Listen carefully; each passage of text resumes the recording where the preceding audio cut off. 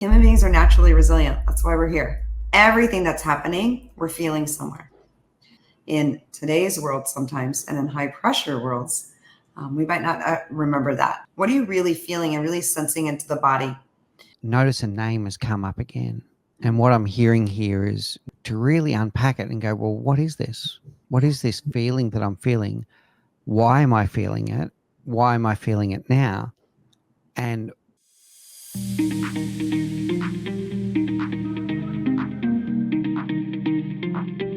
hey, everyone, and welcome back to the Leadership Project. I'm greatly honored today to be joined by Pam Marcheski. Pam is the principal owner of Intentions to Actions Leadership. I'm already liking the title here already of Pam's business. And she helps businesses and individuals focus on the power of mindfulness in leadership. So we're picking up some really key actions here, or key words: mindfulness, intentions, and actions. So you can imagine what today's conversation is all going to be about: how we can be more mindful and present as leaders, and how we can convert our intentions into actions. So without any further ado, Pam, I would love it if you would say hello to our audience. And I'd love to know more about your background prior to your current organization and what inspired you to be focused on mindfulness and leadership. Well, good morning, Mick. It's great to be with you and the Leadership Project's audience. So I really am honored to get to be here with you today. Thanks for the questions. My background before I opened Intentions to Actions Leadership 6 years ago, I was in retail with various Fortune 500 companies. And I spent about 26 years in that industry and did many different roles. My last role, I was a vice president with JCPenney and had the honor of having to get to visit and be with lots of stores and thousands of individuals throughout the organization. And 6 years ago, I made the transition to move out. I was at the time living in Washington and wanted to get to California, where my son and some of my family were. And I made the decision to go out on my own and really go into mindful leadership development and business consulting because I really felt like there was a need.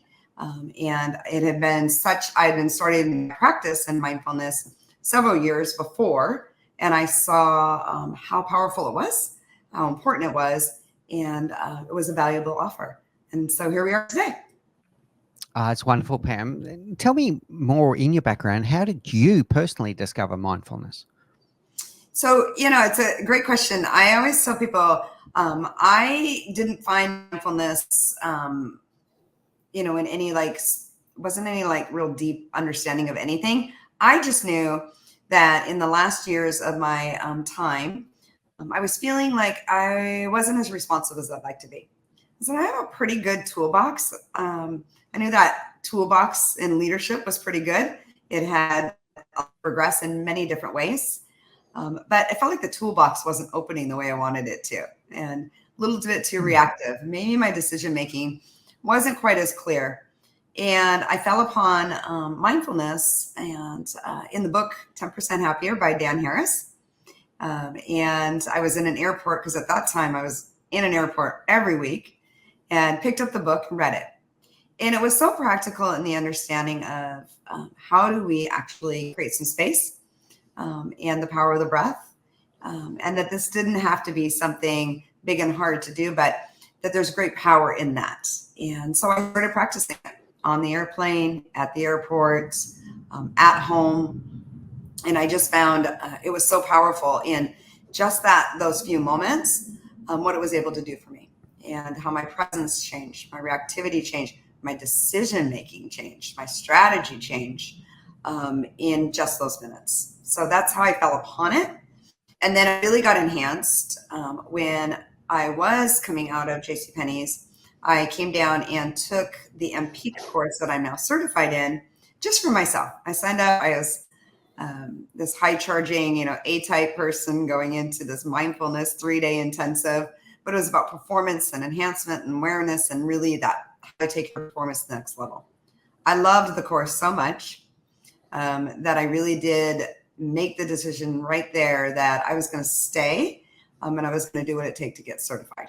And that's really, really where it started to enhance. I could see so much power in it. Thanks for sharing that, Pam. It's a common story, what you said about being reactionary. I think there'll be leaders listening to this interview right now who, if they're honest with themselves, would go, yeah, I do that too, right? So they get into this reactive mode where they're thinking at 100 miles an hour, they're acting at 1,000 miles an hour. So their actions are even faster than the speed of thought, if you like, Yeah. and they're not taking the time to really consider their actions before they do act, before they make that decision. And what I'm hearing from you is when you caught yourself in that mode, you took action, you brought mindfulness into your world, and your decision making greatly improved. It did. If Yeah. someone is listening to the show and going, yeah, I was Pam in that airport, I'm doing that, I'm firefighting every day where I'm just bang, bang, bang, bang, bang. How does someone even start to slow down and realize the benefits Yeah. of mindfulness? It's a great question. How does somebody just start? Well, the fact that you just noticed, you've started. I mean, that right there is the powers in the noticing and that awareness. So noticing right there, I would say noticing is that gift. You've started. Our conditions in our world have changed tremendously today. And that's without judgment. That's just a reality. So our world is very complex. It's very fast and there's very little boundaries, but your brain's a muscle. So like any other muscle, you have to use some tools in order to work that muscle so that it shows up most effectively for you. So I say complexity times rate minus boundaries equals your mind state. So if you want to implement something right now, you have to decide, can I reduce the complexity? Can I slow things down? Or can I create some boundaries? And that can make an impact right there in just minutes. So I want to unpack that a little bit already. So first of all, thank you around the notice. That is the key step. We can't fix what we're not aware of. So the noticing is really key.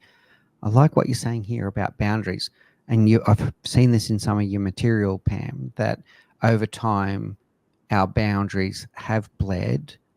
We have less natural boundaries in our lives today.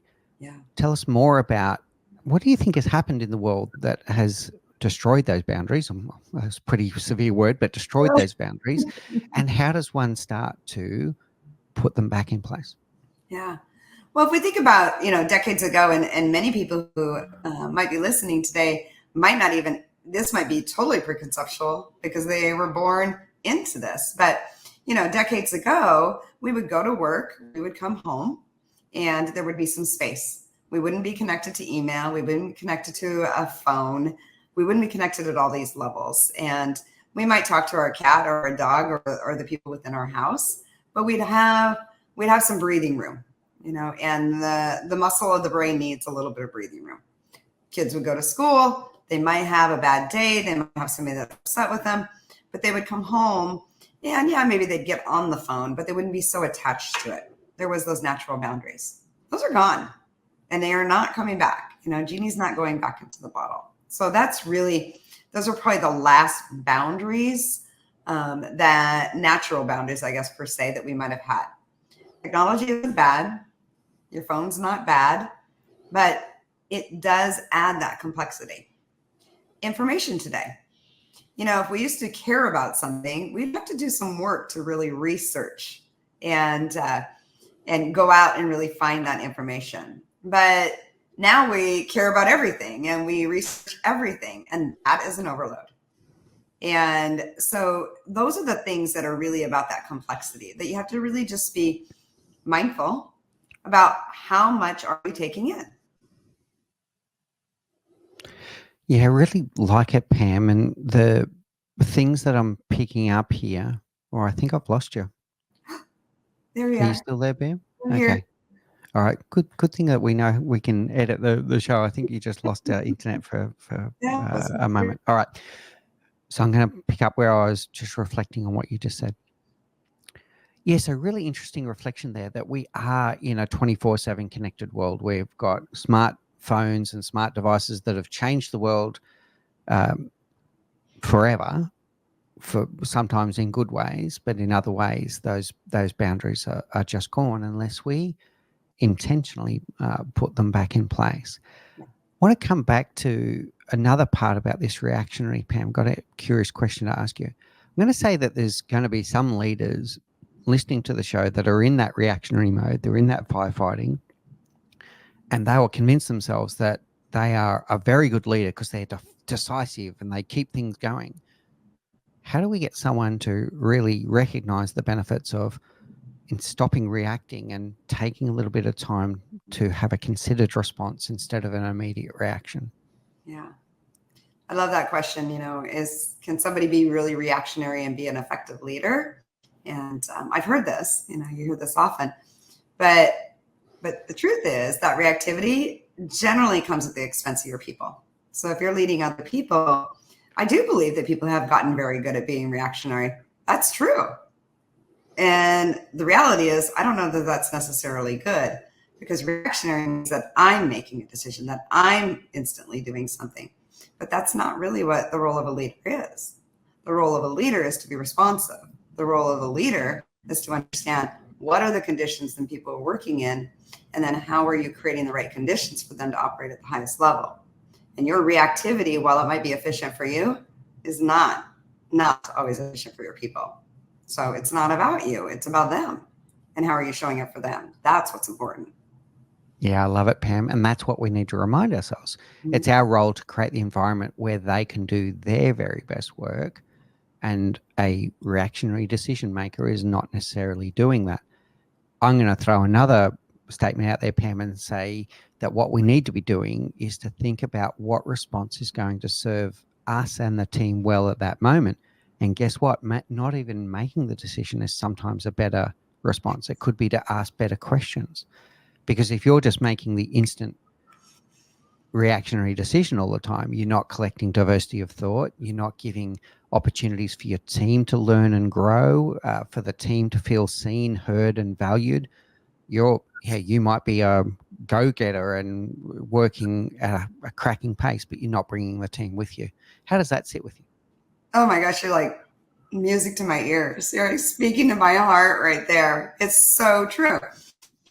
We can react, and we can react really quickly, and we see it, right? We can communicate instantly, and we can give all the answers. That's not empowering. That's not creating leadership where people can think for themselves.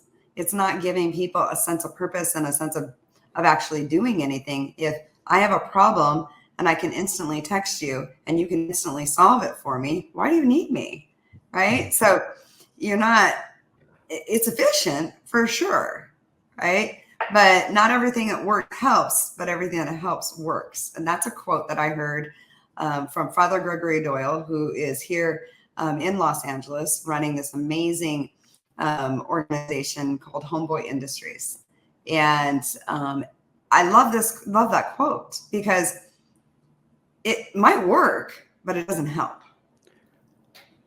So what I'm going to throw out here is now the word multiplier, and what's happening in this situation is, once again, the leader might convince themselves by making a quick decision, I'm unblocking the team and I'm letting them get on with things, etc. But you're actually becoming a choke point in the business, because what they learn is dependence. They learn to come to you for all the answers. And yes, that might unblock their productivity for that moment, but it doesn't teach them how to make their own decisions. Doesn't give them the empowerment that you mentioned and the skills to make their own decision in the future. So I hate to break it to all the leaders in the audience, but you're a human being. You only get 24 hours in a day. Do you want one of you making decisions, or do you want to empower your team so they can make their own decisions? Now, all of a sudden, there's 7 of you, or there's 15 of you, or there's 20 of you, however big your team is. If you do what Pam is saying, you create this multiplier effect where people feel engaged, empowered, and can do their very best work. Pam, you mentioned MPEAK, and you stumbled across the program that you now teach yourself, which I think is wonderful, by the way. Love it. Tell us more about what MPEAK is. Yeah, thank you for asking. I think MPEAK is such a powerful course.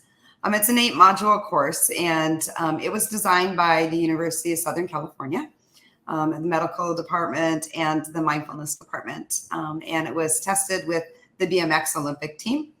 And this course is really designed to help individuals in their performance and teams perform at their highest. And so in this course, we really get down to understanding how the brain works and putting it to practice. So there's a lot of practical application along with various different meditations and the understanding of the mind. And the whole concept of it, or the whole purpose behind it, is that each module builds upon one another so that we understand kind of how our mind works, how to set our intentions, resilience, how to be with pain and suffering, both physical and mental pain and suffering, our conversation in our head that we all have, and how to work with our story in our head. So these are the various elements that are all brought in, all of it so that one can show up at their highest level of performance. Let's unpack that part about resilience a little bit more. So how does MPEAK teach someone to embrace resilience, and what role that can play in their high performance, in their leadership, in the way that they go about their work? Yeah, it's a great question, because resilience comes up a lot today. Everybody talking about, we need to be more resilient. Human beings are naturally resilient. That's why we're here. So I always try to emphasize with everybody, resilience is something that's naturally inside of all of us. In today's world sometimes, and in high pressure worlds, we might not remember that. So resilience is really about knowing when we're in a space of maybe difficulty and being able to notice it and learning how to sit with it, and knowing that we're able to pass through all of those things. We don't have to dismiss it. We don't deny it. But we also don't have to up the story of it, right? Of what's happening. So we take the story away, and we really teach people how to pay attention to what's showing up. What are you really feeling and really sensing into the body? We use the body a lot because the thinking mind is the candle to the feeling body. That's a quote by Judson Brewer, and I absolutely love it. Everything that's happening, we're feeling somewhere. So resilience is really, how do you tap into what you're feeling? How do you send into it and into it before you react to it, deny it, dismiss it, or judge it? And then allow yourself a little bit of space and what power there is in that, and what we're able to move through. Really loving this, Pam, and I think it's going to go nicely into what we talk about with your MKIT program as well, or your MKIT breakdown. This notice and name has come up again. And what I'm hearing here is noticing and naming emotion and physical feelings. And what I'm taking from what you're saying is to really unpack it and go, well, what is this? What is this feeling that I'm feeling? Why am I feeling it? Why am I feeling it now? And almost unpacking it to go, well, is it even true? And if it's not true, am I going to dismiss it? If it is true, what is it alerting me to? And once I know what it's alerting me to, I can have a better response. Yeah. And this enables me to either withstand whatever that trauma is that's happening in my life, or let it go and move forward. Yeah. How does that sit with you?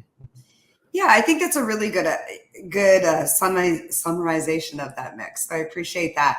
The essence really is to know that everything's inside every human being. There's the thoughts and emotions. They are what we have. They are not what we are. So if we can remember that thoughts and emotions are what you have, they are not what you are. And you can learn to name them without judgment, and you can really sense into them. There's incredible power with that.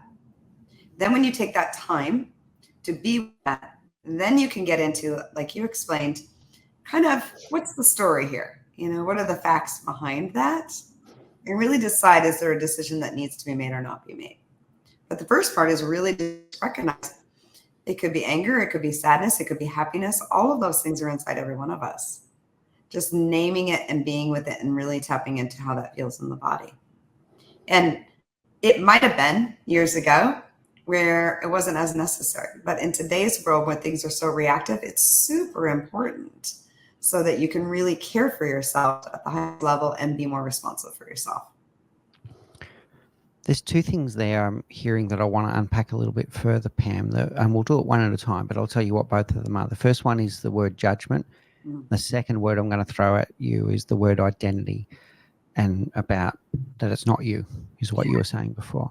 So let's talk about judgment. That sounds a lot easier said than done. So when we have these feelings, to be able to notice and name it without judgment, I'm going to say a lot of people may struggle with that, Pam. How does someone remove the judgment when they're processing these feelings and emotions they might be having? Yeah. It's easy said, hard do. I mean, that's just a fact. It's worth it, but it is easy said, hard do. Thoughts and emotions are what you have. They are not what you are.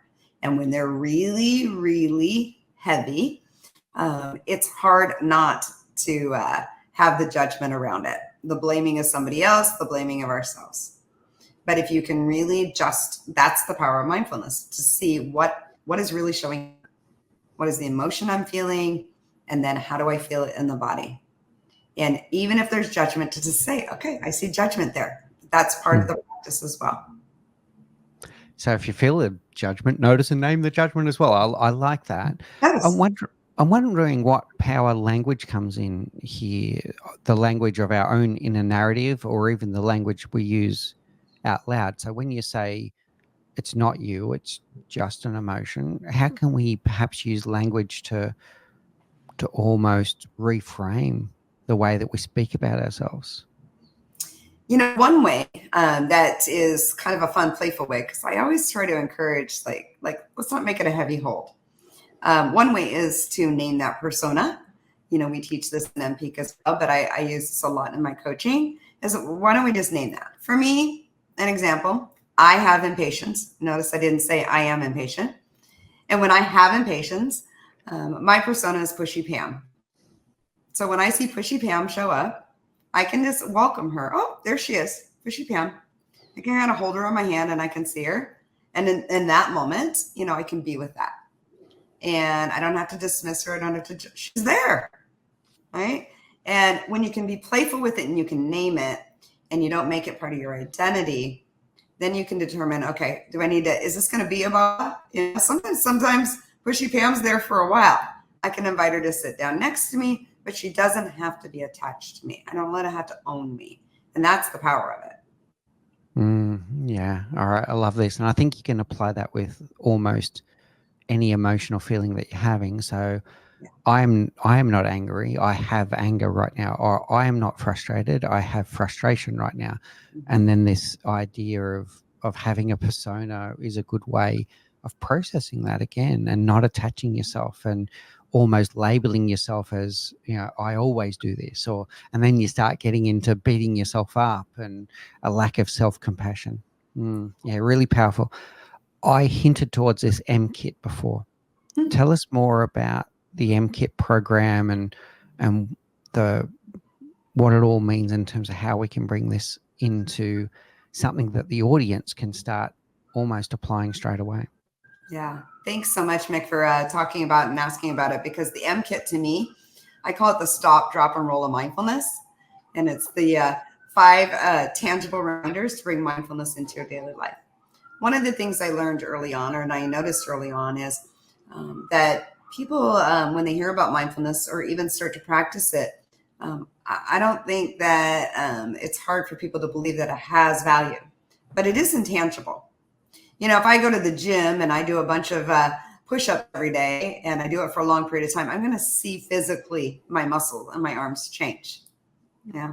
In mindfulness, you don't necessarily always see that.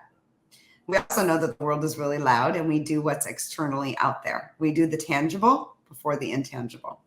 So we feel internally, we know that, but we'll do what's out in front of us. So I wanted to create something where people could have these reminders of how to bring moments throughout a mindfulness into their daily life and how to make it practical and tactical. So my partner, who's so creative, helped me design this. So we really created a kit, an actual kit. So you get an actual kit. You can kind of see them there on my back. And in the kit, is how to notice. So they get the notebook and some prompts on how to really start to see some of our habit patterns and notice without judgment, and just making note of that, right? So getting used to the practice of just noticing, right? We talk about grounding because that's really important. And grounding is really about stopping and connecting with the body, because we already shared a little bit about how important it is to be able to use your body and your breath as a way to allow yourself to settle. And what you're trying to do when you're grounding is you're settling your prefrontal cortex and your parasympathetic nervous system.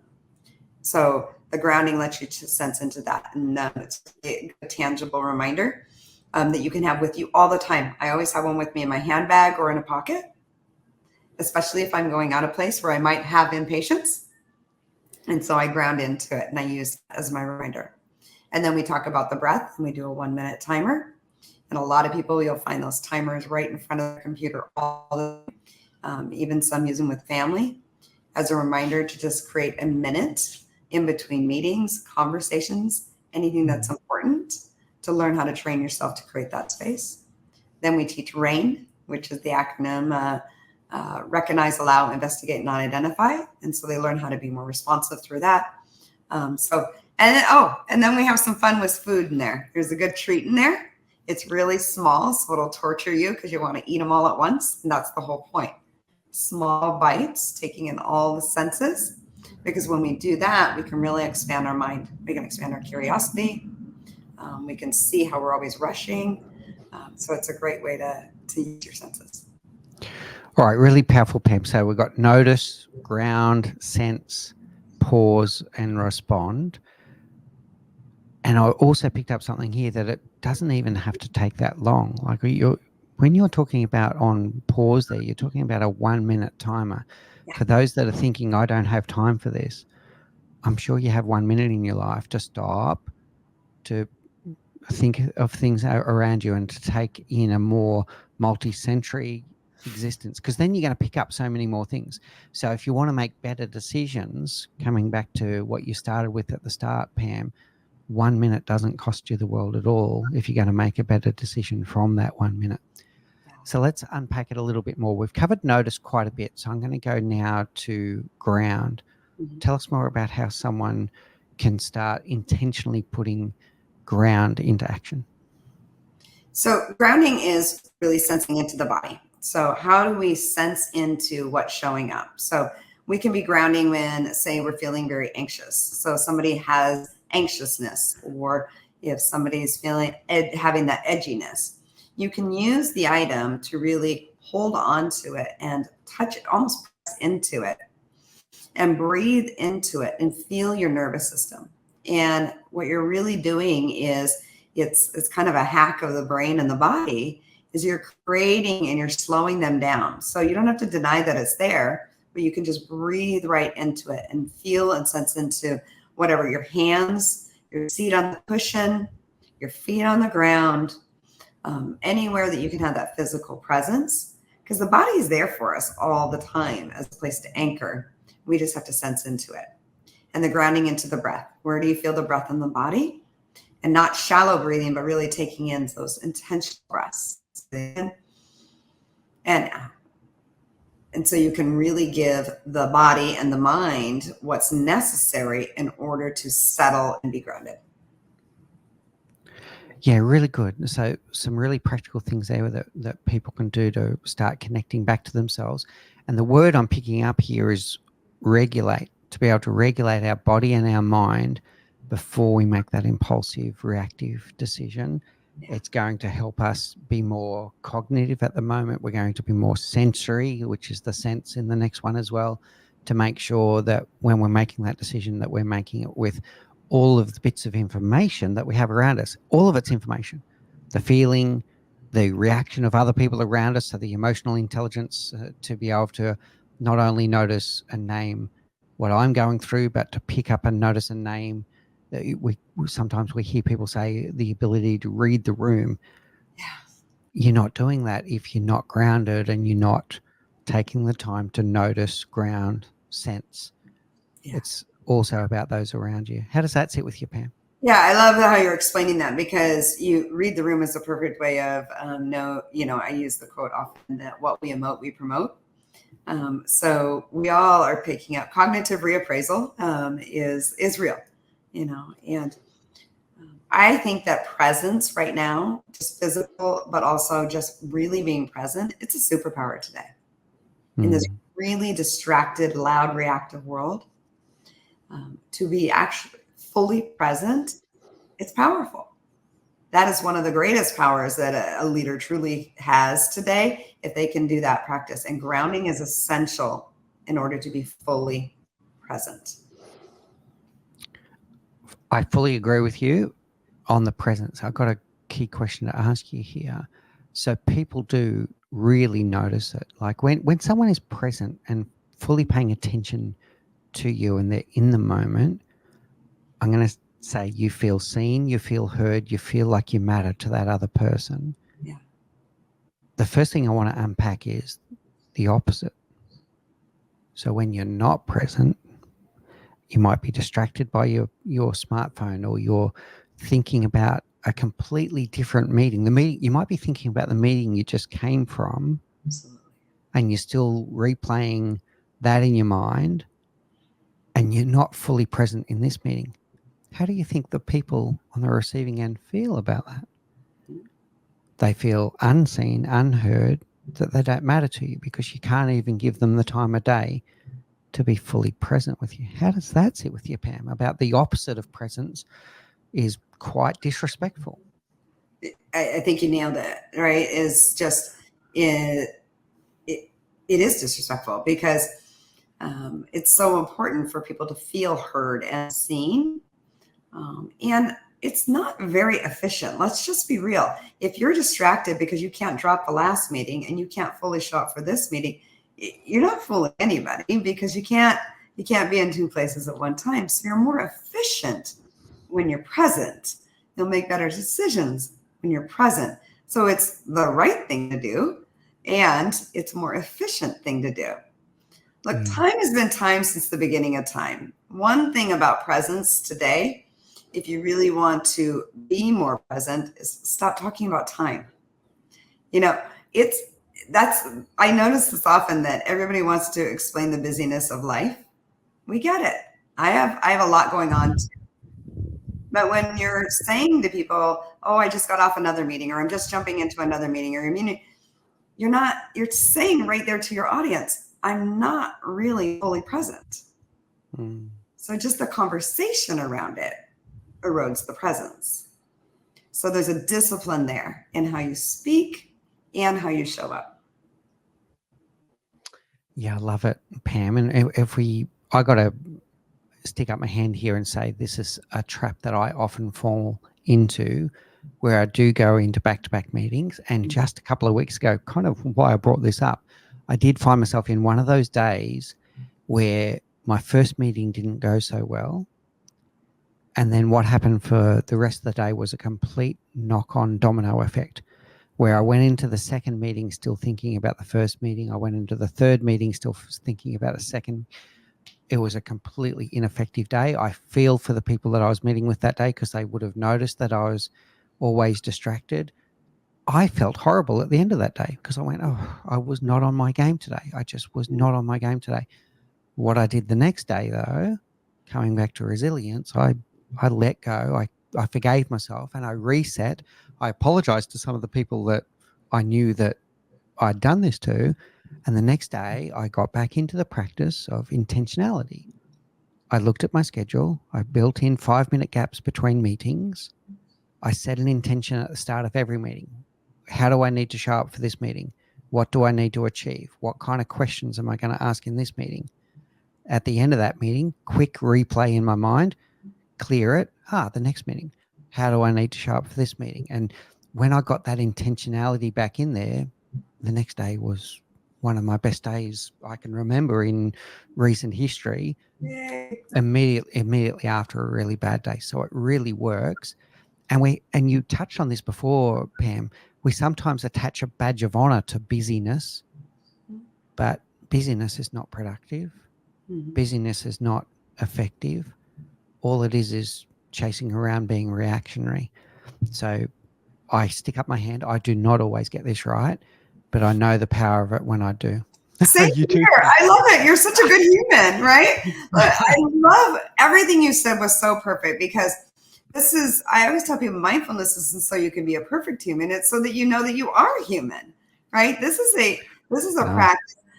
I don't, yeah, I'm not practicing because I think that I'm going to show up my perfect self. I'm 100% confident that I'm going to be a good human, and a good human, that means that I'm going to have my moments. I'm just like you. I've had days where it's like, I teach this stuff, and there's sometimes like, what have I done? Right? Yeah.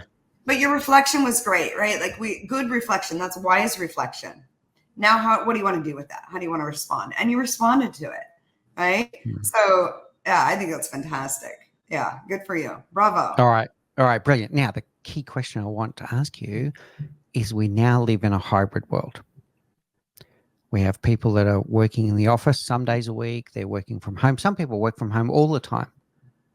How do we make our presence feel digitally? So if you and I are catching over StreamYard right now, I feel very connected to you right now because you're showing me your full presence.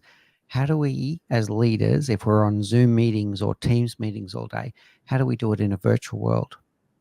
That's a great question, Mick. I get this often. And one is turn your camera on.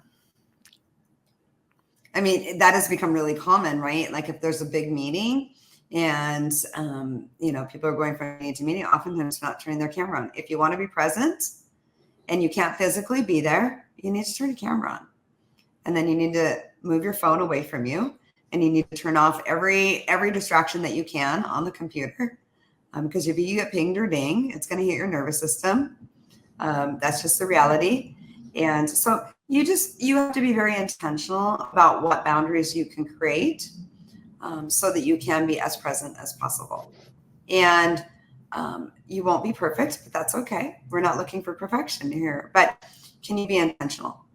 Can you really, really ask yourself, can I be as intentional as possible, if you want to be fully present?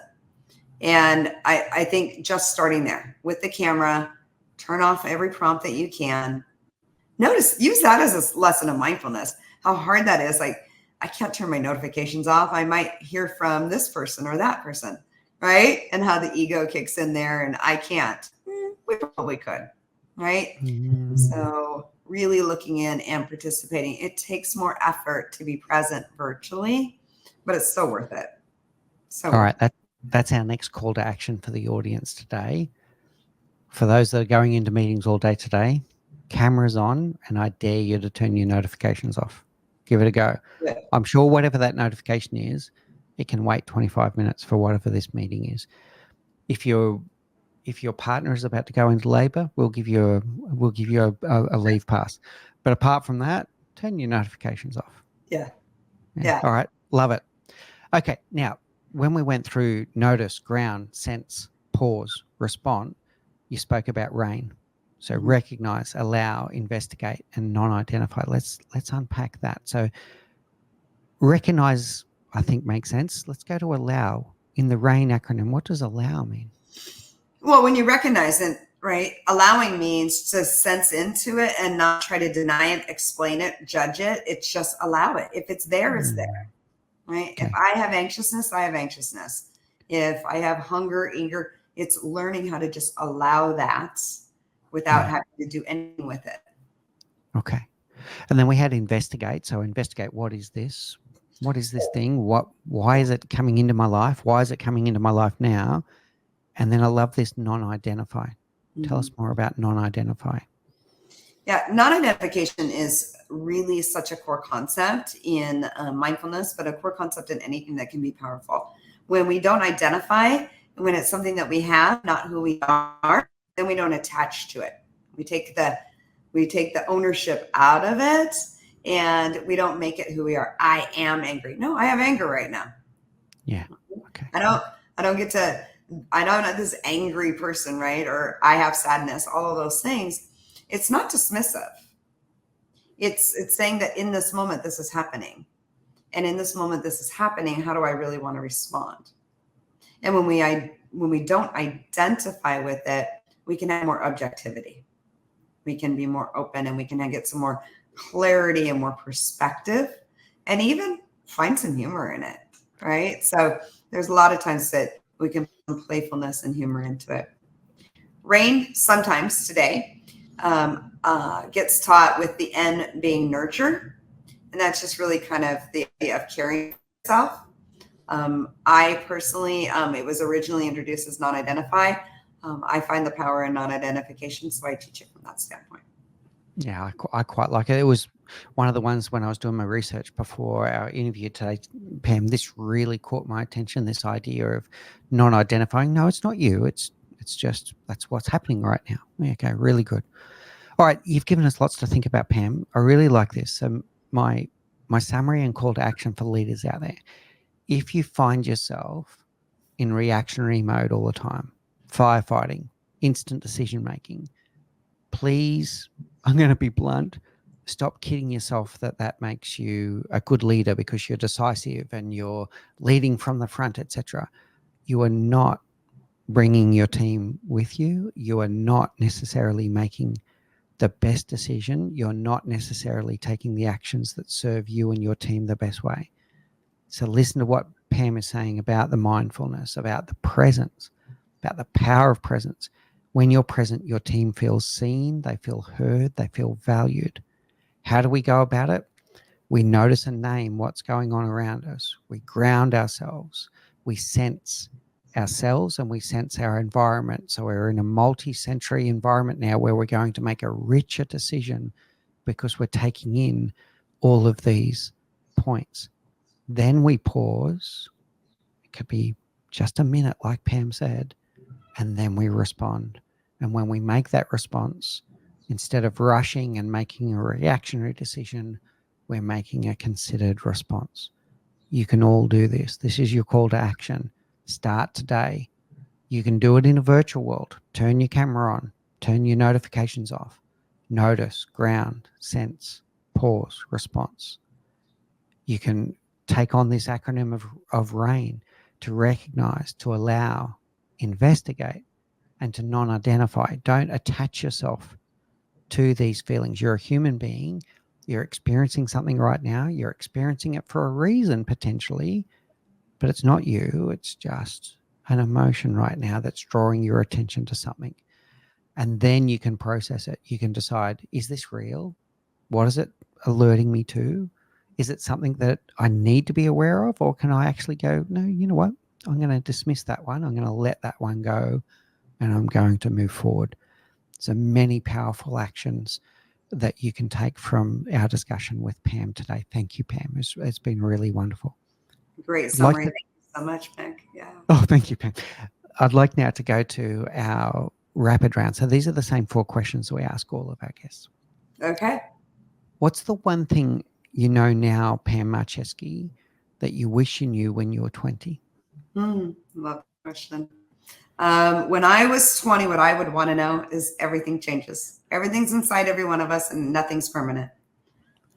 Because at that time, in my young age of, this will never end, or when I was having a hard moment, even a good moment, everything changes.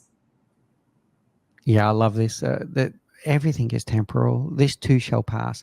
By the way, that applies to good times and bad times. So if you're going through a tough time right now, this too shall pass. If you're going through some good times, guess what? Sorry, this too shall pass. So life is a roller coaster. Yeah, very good.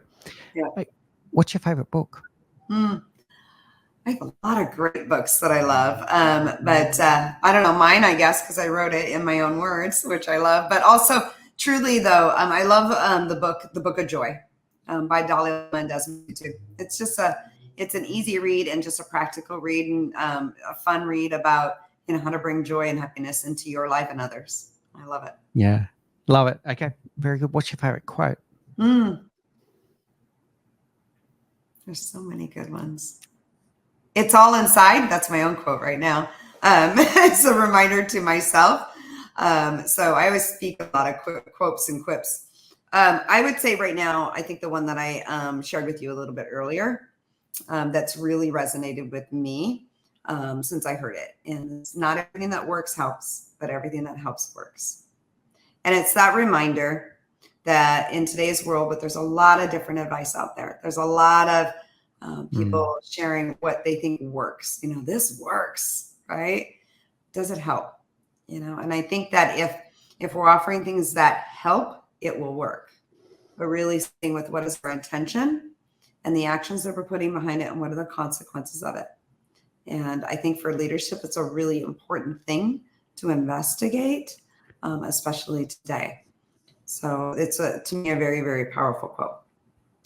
Yeah, I'm really liking this, Pam, and the whole thing around intentions, actions, consequences, and thinking about what is going to serve us well at any point in time. Yeah. Even if it does work, is it the best action, or is there other actions that might have a better long-term sustainable response and consequence? As an example, because sometimes things that work in the short term don't work in the long term. So really stopping and thinking about what is going to serve me and others well at this point. Yeah, really powerful, Pam. Yeah, there's a lot of corporations out there that you can see very reactionary today because it works. Does it help? Good question. Sit a little longer with it. Yeah, very good. All right, Pam. And finally, there's going to be people that are really interested in everything we've been talking about today, whether it's MPEAK or MKIT, about discovering mindfulness in their own leadership and in their own life, and how they might get started if they do find themselves to be, sorry to say it, Pam, reactionary Pam sitting at the airport. If you find yourself in those shoes, how do people find you if they'd like to know more? Yeah. So if people want to find more, you can find me at my website at intentact, intentact.com. We close those intentions and actions right there, intentact.com. You can email me at pam@intentact.com, and you can find me on LinkedIn under Pam Marcheski. Thank you so much, Pam. It's been a great conversation. I took many things from today. I feel richer for having this conversation. Many reminders of making sure I keep going with my intentional actions, about me being present in the moment with my team and with others. I'm going to take away the call to actions today as well as a solid reminder, and I know the audience will as well. Thank you so much for your time and your wisdom today. Thank you, Mick. It was a joy to be with you.